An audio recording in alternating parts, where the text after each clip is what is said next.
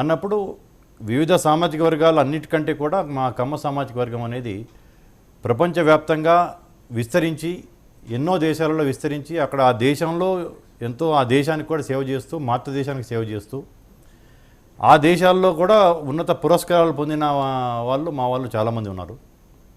ఇటువంటి ప్రపంచ వేదిక ఒకటి అవసరం అని ఒకటి భావించి నిష్కారణంగా మా మీద ఎవరైతే దాడులు చేస్తున్నారో సమాజానికి మేము చేసిన సేవలు ఇది మానవ సేవే మాధవ సేవ అంటారు.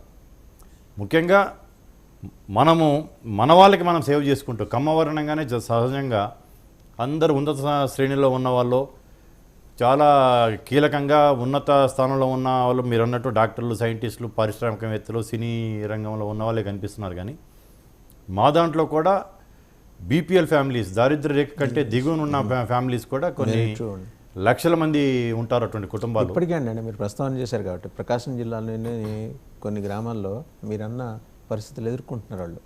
మీలో అటువంటి వాళ్ళ మీద కూడా మీరు ఫోకస్ పెట్టి అటువంటి వాళ్ళ మీద ఫోకస్ చేసి వాళ్ళని ఎలా అభివృద్ధిలోకి తీసుకురావాలి, వాళ్ళని ఎలా అప్లిఫ్ట్ చేయాలి, వాళ్ళకు కూడా సమాజంలో ఒక ఉన్నత స్థానము, ఉన్నత గౌరవం దక్కేటట్టుగా.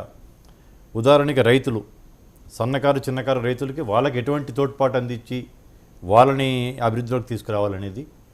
అలాగే విద్యార్థులకు కావచ్చు, నిరుద్యోగులకు కావచ్చు, ఒక చిన్న చిన్న పరిశ్రమలు పెట్టుకొని స్టార్టప్ కంపెనీస్కి వాటిని ఎక్సలేటర్ పరిశ్రమల కింద వాళ్ళని ఎలా తీసుకురావాలి అనేది ఇటువంటిది చాలా బృహత్ కార్యక్రమం, చాలా పెద్ద కార్యక్రమం పెట్టుకోవడం జరిగింది. ఒక 6 నెలల క్రితం ఇటువంటి ఇది ఒకటి వేదిక అంటూ మనకు అవసరము, ఒక ప్రపంచ స్థాయిలో మన వాళ్ళు ఉన్నారు, వాళ్ళందరినీ ఒక వేదిక ఏర్పరిచి it's a federation, Kamma global federation.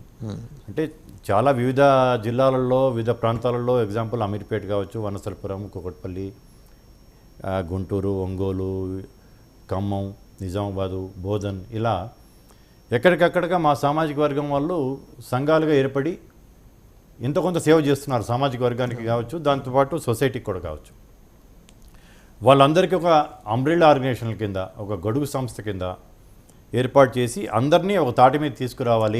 చాలా ఇది బృహత్తర కార్యక్రమం కదా. మీరు ఒక 2000 మంది ఇంటర్నేషనల్ డెలిగేట్స్ని ఒక వేదిక మీద తీసుకురావాలంటే మామూలు వ్యవహారం కాదు. ఇది వాళ్ళంతా ఎక్సర్సైజ్ చేసి ఉంటారు. అంటే అదే నేను అంటుంది, 6 months బ్యాక్ ఇటువంటి ఆలోచనకి అంకురార్పణ జరగడం జరిగింది.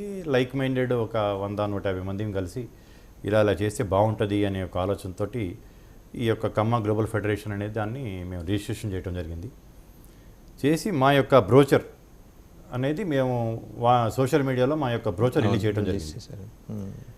అంటే మాకు దీని మీద నమ్మకంగా డెఫినెట్లీ ఇది సక్సెస్ అవుతుంది అనే ఒక నమ్మకం ఎప్పుడు కలిగిందంటే మా బ్రోచర్ అనేది